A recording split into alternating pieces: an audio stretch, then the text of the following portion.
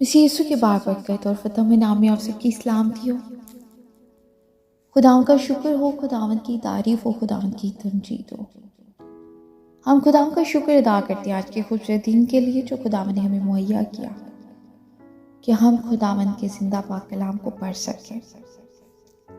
आइए सीसो खुदावंद के जिंदा पाक कलाम में से आज सुबह हम पढ़ेंगे मरकज़ की इंजील उसके 6 बाब। और उनको रुखसत करके पहाड़ पर दुआ करने चला गया।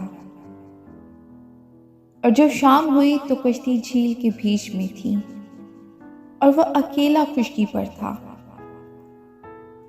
जब उसने देखा कि वो कीने से बहुत तंग हैं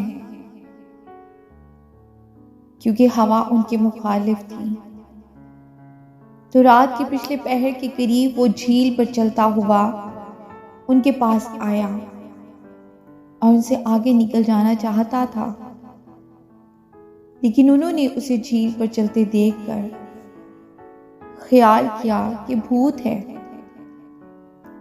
और चिल्ला उठे क्योंकि सब उसे देखकर घबरा गए थे। मगर उसने फिलफौर उनसे बातें की और कहा, खातिर जमा रखो, मैं हूं, डरो मत। फिर वो कश्ती पर उनके पास आया और हवा थम गई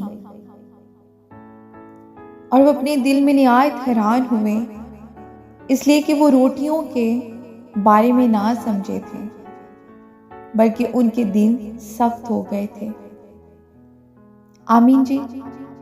खुदावंद के जिंदा पाक कलाम के पढ़े और सुने जाने में इसकी बरकत हो। खुदावंद का शुक्र हो।